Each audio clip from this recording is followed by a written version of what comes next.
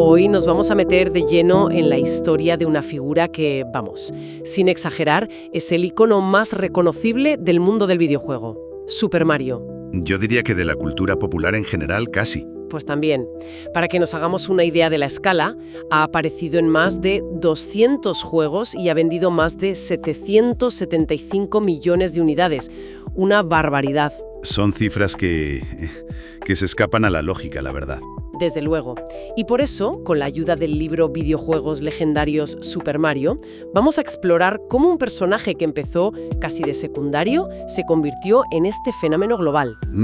Queremos entender qué hizo que sus primeros juegos, sobre todo en la NES, fueran tan revolucionarios y cómo, en esencia, escribieron las reglas para todo lo que vino después. Es que es importantísimo entender eso. Super Mario no fue solo un éxito, fue el salvavidas. La industria en Estados Unidos estaba, clínicamente muerta después del crash del 83. Sí. Y fue Nintendo, con este personaje, quien la resucitó. Su influencia es tan profunda que Dan Houser, uno de los cerebros detrás de Grand Theft Auto, dijo una vez... ¿Qué dijo? Dijo algo como, quien haga un videojuego y diga que no ha tomado nada prestado de Mario, está mintiendo. Y esa frase, creo, es el punto de partida perfecto. Pues vamos a ver por qué tenía tanta razón. Porque lo más curioso es que una historia de éxito tan colosal no empieza con un plan maestro. ¿Qué va? Empieza con un fracaso estrepitoso. Cuadernos de conversaciones. Cuadernos de conversaciones. Cuadernos de conversaciones. Cuadernos de conversaciones te trae ideas bien contadas, fiables y mezcla el rigor humano con la tecnología IA para despertar tu curiosidad. Nintendo tenía un montón de máquinas arcade de un juego llamado Radarscope, cogiendo polvo en un almacén en Estados Unidos. Un clon de Space Invaders, para que nos entendamos, que llegó tarde y mal. Un desastre comercial. Un desastre total. Y el presidente de Nintendo, Hiroshi Yamauchi, tomó una decisión que hoy nos parece brillante, pero que en su momento... Fue una apuesta de un riesgo altísimo. Le dio el encargo a un artista joven, un diseñador industrial llamado Shigeru Miyamoto, que no tenía ni idea de programar. Nada. Básicamente le dijo, tenemos cientos de máquinas sin vender, invéntate un juego nuevo para ellas. Una libertad creativa total, pero con unas limitaciones de hardware brutales. Y Miyamoto, en lugar de mirar a la ciencia ficción, se inspiró en algo mucho más clásico. ¿En Popeye, no? Exacto. En el triángulo amoroso de Popeye, Olivia y Bruto. De ahí nació Donkey Kong, en 1981. Un gorila gigante, una damisela en apuros y un héroe. Un héroe que era un carpintero anónimo. Anónimo total, al que bautizaron de forma muy poco imaginativa Jumpman. Jumpman, el hombre que salta. Es casi cómico pensar que Mario se llamó así al principio. Y el salto de ese nombre a Mario tuvo que ser, no sé, no parece una decisión de marketing muy estudiada. Para nada, fue una de esas casualidades maravillosas. La anécdota es fantástica. A ver, cuéntala. Pues sucedió en las oficinas de Nintendo of America, en Seattle. El propietario de los almacenes que alquilaban, un señor italoamericano llamado Mario Segale, se presentó un día furioso. ¿Ah, sí? Sí, exigiendo el pago de un alquiler que se había retrasado. La discusión fue tensa, y en cuanto se marchó, los empleados, a modo de broma interna, empezaron a llamar Mario al personaje del juego. No me digas. Y el nombre caló tanto que se quedó para siempre. Es increíble que el nombre de un icono global naciera de un momento de tensión con un casero. Vaya tela. Y es curioso que empezara como carpintero porque hoy es imposible separarlo de su gorra y su mono de fontanero. Claro, supongo que ese cambio tampoco fue una decisión de marketing, sino que respondió a una necesidad del propio juego, ¿no? Exactamente. Es la filosofía de Miyamoto en estado puro. La jugabilidad dicta la historia, y no al revés. El cambio ocurrió en su siguiente juego, Mario Bros. De 1983. Vale. Toda la acción transcurría en un escenario subterráneo, una especie de cloaca de Nueva York llena de tuberías verdes de las que salían tortugas. Ajá. La lógica era aplastante. Si el escenario son las tuberías... El héroe tiene que ser un fontanero. Claro. Exacto. Es esa filosofía de diseño donde la forma sigue a la función. No es un adorno, es parte de la lógica del mundo que están creando. Y esa lógica también se aplicó a su aspecto visual, que nació de pura necesidad técnica. pura y dura necesidad. Hablamos de una época en la que los personajes se diseñaban en una cuadrícula de 16 por 16 píxeles. O sea, nada. Era casi imposible crear algo detallado. ¿Por qué lleva gorra? Pues para no tener que animar el pelo al saltar, que era un quebradero de cabeza. Claro. ¿Y el bigote? El bigote y la nariz grande no eran una elección estética, eran la única forma de que tuviera una cara reconocible, de separarle la nariz de la boca con tan poca resolución. Vaya. Cada rasgo de su diseño es una solución ingeniosa a una limitación. Y al final, todas esas soluciones crearon un personaje muy particular. Un trabajador italoamericano, un tipo corriente, no era un soldado espacial ni un bárbaro. Y quizá esa fue una de las claves de su éxito, que resultaba cercano. Sin duda. Se buscaba un personaje con el que cualquiera pudiera conectar, un antihéroe de clase obrera. Y es curioso, porque aunque su aspecto era el de un tipo corriente, el juego que protagonizó en 1985, Super Mario Bros., fue todo menos corriente. Cambió las reglas del juego por completo, empezando por una idea que hoy damos por sentada, que la pantalla se mueva contigo. El famoso scroll lateral. Hasta ese momento la mayoría de juegos ocurrían en una pantalla estática, ¿no? Sí, una pantalla fija. Pero aquí, de repente, había un mundo que se desplegaba ante ti, que te invitaba a avanzar, a descubrir qué había más allá. Creaba una sensación de viaje, de aventura. Era completamente nueva. Y en el centro de ese viaje estaba el salto. Ojo, no es que Mario inventara el salto, pero sí lo perfeccionó hasta convertirlo en un arte. ¿En qué sentido? En otros juegos el salto era un arco fijo, predeterminado. Pulsabas el botón y el personaje hacía una parábola que no podías alterar. ¿Ya? En Super Mario Bros., el salto era casi analógico. Dependiendo de cuánto tiempo mantuvieras pulsado el botón, saltabas más o menos alto. Y lo más importante, podías controlar la dirección en el aire. Eso lo cambia todo. Te da una sensación de dominio, de precisión, que era adictiva. Pero lo que me parece realmente fascinante es cómo el juego te enseñaba todo esto sin decirte ni una palabra. El primer nivel, el mundo 1-1. Es una clase magistral de diseño. Totalmente. Es un tutorial invisible, una obra de arte. Piénsalo, apareces en la parte izquierda de la pantalla, un espacio vacío. El instinto te empuja a ir hacia la derecha. Claro. Lo primero que ves es un bloque con una interrogación parpadeando. ¿Qué te pide el cuerpo? Golpearlo. Golpearlo. Y te da una recompensa, una moneda. Ya has aprendido que los bloques se golpean y dan cosas. Y justo después aparece el primer enemigo, el Goomba. Su diseño, con ese ceño fruncido, ya te dice que es hostil. Y su movimiento, que es lento, predecible, te invita a saltar sobre él para esquivarlo. Y al hacerlo, sorpresa. ¡Pum! Lo derrotas. Acabas de aprender la mecánica de combate principal. Ahí hay una subversión clave. En casi cualquier otro juego de la época, algo que se mueve hacia ti es una amenaza que hay que evitar o disparar. Sí. Aquí, el juego te enseña que el contacto, el salto, es la solución. Te obliga a interactuar. Exacto. Cambia la mentalidad. Y justo después te encuentras con la misma lógica, pero al revés. Aparece otro bloque del que sale una seta que se mueve hacia ti. Tu primer instinto podría ser esquivarla, pero el juego está diseñado para que sea difícil no tocarla. Y cuando lo haces, en lugar de hacerte daño, te hace crecer. En menos de un minuto, sin leer una sola línea de texto, ya dominas todas las reglas básicas. Además de ese diseño tan intuitivo, el juego estaba plagado de secretos. Miyamoto quería recompensar la curiosidad. Si golpeabas bloques que parecían normales, A veces salían cosas. claro, a veces aparecían enredaderas que te llevaban a zonas en las nubes llenas de monedas. Y luego estaban las Warp Zones, esas tuberías ocultas que te permitían saltar mundos enteros. Que eso era increíble de encontrar. Fomentaba la rejugabilidad hasta el infinito, porque siempre había algo nuevo por descubrir. Y no se acababa ahí. Recuerdo la sorpresa de terminar el juego y descubrir que había una segunda vuelta. El llamado mundo reverso. Un concepto que ahora conocemos como New Game Plus, pero que en 1985 era revolucionario. Totalmente. Era el mismo juego, pero con una dificultad aumentada. Los Goombas eran sustituidos por Buzzy Beetles, unas tortugas con un caparazón que resistía las bolas de fuego. Madre mía. El impacto de todo esto fue masivo. Vendió más de 40 millones de copias y fue la razón por la que la consola NES se convirtió en un fenómeno mundial. resucitó una industria que todos daban por muerta. Después de un éxito de esa magnitud, que redefinió el medio, la secuela debería haber sido, un camino de rosas. Solo había que hacer más de lo mismo y ya está. Era lo lógico. Pero la historia de Super Mario Bros. 2 es una de las más extrañas y retorcidas de los videojuegos. Es un caso de estudio fascinante, porque en Japón la secuela fue exactamente eso, más de lo mismo. Lo que hoy conocemos como The Lost Levels. Ah, sí.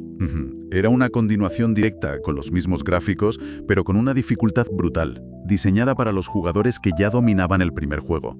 Era deliberadamente frustrante. Y me imagino que en Nintendo of America vieron ese juego y se echaron las manos a la cabeza. Totalmente. Lo probaron y su veredicto fue claro. Esto es demasiado difícil, va a frustrar a nuestro público y va a dañar la imagen de Mario. Claro. Hay que pensar que en Occidente el mercado era mucho más frágil, acababa de salir del crash. No se podían permitir un paso en falso. Así que tomaron una decisión radical. En lugar de lanzar ese juego, hicieron una especie de cambiazo. Un cambiazo en toda regla. Rebuscaron en su catálogo japonés y encontraron un juego llamado Yume Koyo Doki Doki Panic. Vaya nombre. Era un juego de plataformas con una mecánica muy diferente, protagonizado por unos personajes de un festival de la tele japonesa. Y lo que hicieron fue, literalmente, quitar a esos personajes y poner en su lugar a Mario, Luigi, Toad y la princesa Peach. O sea, un corta y pega. Tal cual. Ese fue el Super Mario Bros. 2 que recibimos en Occidente. Y eso explica por qué era un juego tan diferente. La mecánica central no era saltar sobre los enemigos, era arrancar verduras del suelo y lanzárselas. Un concepto completamente ajeno a lo que habíamos visto. Sí, y no solo eso. Introdujo una novedad que acabaría siendo fundamental para la saga. La posibilidad de elegir personaje. Y cada uno tenía habilidades únicas. Eso es, Mario era el equilibrado, Luigi saltaba más alto pero resbalaba un poco, Toad era muy rápido arrancando verduras, y Peach podía flotar. Tenía esa habilidad increíble. Podía flotar en el aire durante unos segundos. Una habilidad que, por cierto, hacía el juego mucho más accesible para los jugadores menos expertos. Es curioso cómo de una decisión puramente comercial, para evitar un juego demasiado difícil, acabó naciendo una idea, la de los personajes con distintas habilidades, que enriqueció la saga para siempre. Aportó una variedad inesperada, desde luego. Y aunque en su momento se sintió como una rara avis, fue un éxito y demostró que la franquicia era más versátil de lo que parecía. Pero la verdadera evolución, la obra que llevaría la fórmula original a su máxima expresión en los 8 bits, estaba a punto de llegar. Y con eso llegamos a Super Mario Bros. 3, de 1988. Si el primer juego puso los cimientos y el segundo fue un experimento extraño, el tercero es, para muchos es la obra cumbre de la NES, el juego perfecto. Y no es una exageración. El salto técnico y creativo fue abismal. Esto fue posible en gran medida gracias a un chip especial que incluyeron en el cartucho, el MMC3. O sea que el propio juego llevaba un extra de potencia. Exacto. Este chip era como un pequeño motor de apoyo para la consola y permitió a los desarrolladores crear gráficos mucho más coloridos y detallados, animaciones más fluidas e incluso un scroll diagonal.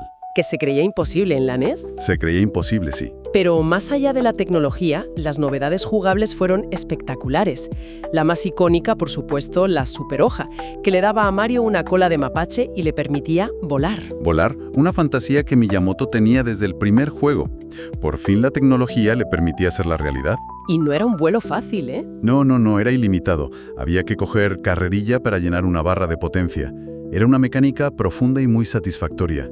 Y no fue la única transformación. Estaba el traje de rana. Buenísimo para nadar. Para nadar con una agilidad increíble. O el traje Tanuki, que además de volar, permitía convertirse en una estatua de piedra invulnerable. Cada poder nuevo abría un abanico de posibilidades. Pero creo que la mayor revolución de todas fue la introducción del mapa del mundo. El mapa. Pasamos de una sucesión lineal de niveles, uno detrás de otro sin más, a tener un mapa por el que nos podíamos mover. Eso cambió por completo la estructura y la percepción del juego. De repente tenías agencia. Podías elegir tu camino, tomar rutas alternativas, evitar un nivel que se te atragantaba. O desviarte para entrar en una casa de Toad y conseguir un objeto. Claro. Añadió una capa de estrategia y exploración que no existía. Y a eso se sumaba el inventario. Por primera vez podías guardar los objetos, las hojas, las flores de fuego, y decidir cuándo usarlos. Podías pararte antes de un nivel difícil y decir, vale, para este jefe voy a necesitar una flor de fuego. Le daba un componente de planificación alucinante. Y no podemos dejar de mencionar la música. El trabajo de Koji Kondo aquí es magistral. Creó una banda sonora mucho más rica y variada. Sí. Cada mundo tenía su propio tema, que encajaba a la perfección con la ambientación. Melodías desérticas, temas acuáticos, música celestial para los mundos del cielo. Todo esto, sumado a un control pulido hasta la perfección absoluta, creaba una experiencia redonda. Era la culminación de todo lo aprendido. Mientras Mario se convertía en el rey absoluto de las consolas de sobremesa, Nintendo estaba a punto de abrir un frente completamente nuevo, el mercado portátil. En 1989 lanzaron la Game Boy. Y, como era de esperar, uno de esos juegos de lanzamiento fue Super Mario Land. Y aquí hay un matiz importante. Este juego no lo desarrolló el equipo de Miyamoto. Su creación corrió a cargo del equipo de Gunpei Yokoi, el genio que diseñó la propia Game Boy. Ah. Y esa diferencia de autoría se nota. ¿En qué sentido se notaba? ¿Era un juego inferior? No diría inferior, sino diferente. Era una versión condensada, en miniatura, de la fórmula de Super Mario Bros., pero adaptada a las enormes limitaciones de la Game Boy. Claro, la pantalla monocromática, más pequeña. Exacto. Sin colores, con menos potencia. Los enemigos eran extraños, las físicas del salto se sentían un poco distintas. Tuvo una gran recepción, pero no se considera un pilar de la saga en términos de innovación. Entonces, ¿cuál fue su verdadera importancia? Su importancia fue estratégica. Demostró que la marca Mario era tan increíblemente potente que podía vender una consola por sí sola. Poner a Mario en la caja de la Game Boy era un sello de calidad, una garantía de que aquello, fuera lo que fuera, merecía la pena. Fue el motor, entonces. Fue el motor que impulsó el despegue estratosférico de la primera consola portátil de éxito masivo. Cuadernos de conversaciones.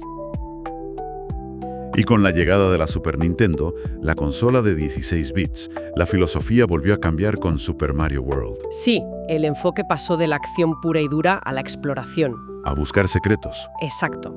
El objetivo ya no era solo llegar al final del nivel, sino descubrirlo.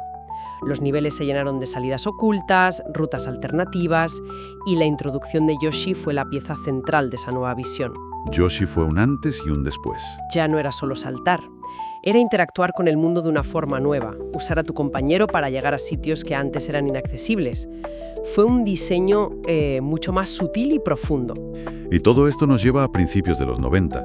La industria está obsesionada con una nueva palabra mágica: CD-ROM. El futuro. Muchísimo más espacio que los cartuchos. Sega ya se había lanzado con el Mega CD. Y Nintendo, para no quedarse atrás, se alía con un gigante de la electrónica que quería meter un pie en los videojuegos: Sony. El plan era desarrollar un periférico de CD para la Super Nintendo. Y el nombre clave del proyecto era nada más y nada menos que PlayStation. Todo junto. Y aquí llega el momento de la traición, digno de una serie. Vaya que sí. En la Feria de Tecnología CES de 1991, Sony anuncia a bombo y platillo su proyecto conjunto. Todo va bien. Todo perfecto. Hasta que, al día siguiente, Nintendo sube al escenario y, para sorpresa de todo el mundo, anuncia que rompe el acuerdo con Sony. Y que se alía con Philips. Imagínate la cara de los directivos de Sony. Fue una puñalada trapera en toda regla. Y encima delante de toda la industria. Una humillación pública. Brutal. Y esa decisión, que en su momento pareció una jugada maestra de Nintendo para mantener el control, a la larga se convirtió en su mayor error estratégico. Crearon a su propio archienemigo. Exacto. Pero, ¿era realmente un error en ese momento?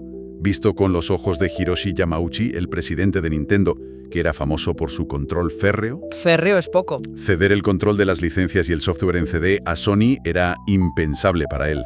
No estaba simplemente siendo fiel a su filosofía, aunque a la larga le saliera carísimo. Es un debate interesantísimo. Desde su perspectiva, tenía lógica.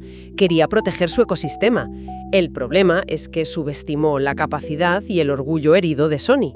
Claramente. Tras la humillación, Sony decidió seguir adelante por su cuenta, usando toda la tecnología que ya había desarrollado. Y de ahí nació la PlayStation, la consola que acabaría destronando a Nintendo. Increíble. Un solo día, una sola decisión cambió el mapa de la industria para siempre.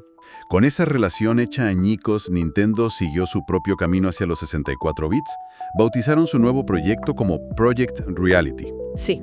y se aliaron con la empresa que estaba en la vanguardia absoluta de los gráficos 3D, Silicon Graphics, SGI. Que para que la gente se haga una idea, era la compañía detrás de los efectos especiales de Terminator 2 o Jurassic Park. Palabras mayores. Y aquí es donde Nintendo toma la decisión más controvertida y a la vez definitoria de su historia reciente. La del formato. Justo. Mientras Sony con PlayStation y Sega con Saturn abrazaban el CD-ROM como el futuro indiscutible, Nintendo decidió mantenerse fiel al cartucho. Fue una apuesta a contracorriente total. ¿Cuáles eran los argumentos? Tenía ventajas y desventajas muy claras. A favor del cartucho, tiempos de carga casi inexistentes. La inmediatez. Eso es, una experiencia súper fluida. Además, era mucho más difícil de piratear, algo que obsesionaba a Nintendo, y eran más resistentes. ¿Y las desventajas? Pues sobre el papel eran enormes. Una capacidad de almacenamiento ridícula. Hablamos de 64 megabytes como máximo frente a los 650 de un CD. Una diferencia abismal. Y esto implicaba costes de producción mucho más altos, juegos más caros y sobre todo limitaciones brutales en la calidad del sonido y la imposibilidad de meter secuencias de vídeo, las famosas cinemáticas que estaban tan de moda. Y esa decisión técnica conecta directamente con la filosofía de Miyamoto. Totalmente. Para él, un juego no era una película. La prioridad absoluta era la conexión inmediata entre lo que hace quien juega y lo que pasa en pantalla. La jugabilidad por encima de todo. Él quería eso. Los tiempos de carga del CD rompían esa magia, esa inmediatez. Así que, básicamente, sacrificó las películas y la música orquestada por la diversión instantánea. Exactamente. Fue una apuesta por el jugar por encima del ver. Y esa decisión, aunque fue muy criticada y les hizo perder el apoyo de muchas compañías, Sobre todo las de juegos de rol. sí, como Squaresoft con Final Fantasy. Pero esa decisión definió por completo la naturaleza de Super Mario 64 y de todo el catálogo de la consola. Obligó a los desarrolladores a ser creativos con lo que tenían. No podían rellenar. No podías rellenar espacio con vídeos, así que tenías que centrarte en hacer que el simple hecho de moverse por el mundo fuera divertido. Es un viaje increíble si lo miras con perspectiva. Empieza como un personaje llamado Junkman, Creado casi por accidente. para reciclar máquinas que nadie quería. Luego define las reglas de cómo jugar en 2 dimensiones. Y finalmente, con Super Mario 64, se convierte en el manual de instrucciones para toda una industria sobre cómo moverse y jugar en un espacio tridimensional. Has dado en el clavo. La historia de Mario hasta Super Mario 64 es una lección magistral sobre cómo las limitaciones pueden ser el mayor motor de la innovación. Sí, La limitación de no tener la licencia de Popeye le forzó a crear personajes icónicos. Las limitaciones de hardware de la NES le obligaron a pulir la jugabilidad hasta la perfección. ¿y el cartucho de la 64? Y la limitación de almacenamiento del cartucho de Nintendo 64 le forzó a inventar el lenguaje universal del control y el diseño de niveles en 3D. Y con esto, dejamos una última reflexión en el aire. El libro describe Super Mario 64 como una lección integral de diseño. Y lo es. Si Nintendo, en aquella encrucijada, hubiera elegido el CD en lugar del cartucho, el juego se habría centrado más en la narrativa, en las cinemáticas, como tantos otros títulos de la época de PlayStation. Y de ser así, ¿cómo habría afectado eso no solo al legado de Mario, sino a la evolución de todo el género de plataformas en 3D que, básicamente, él inventó desde cero en un cartucho de 8 megabytes? Quizá esa diversión instantánea que asociamos a Nintendo se habría diluido. Se habría diluido en pos de la espectacularidad cinematográfica. Es una de esas preguntas que, por suerte, nunca tendremos que responder.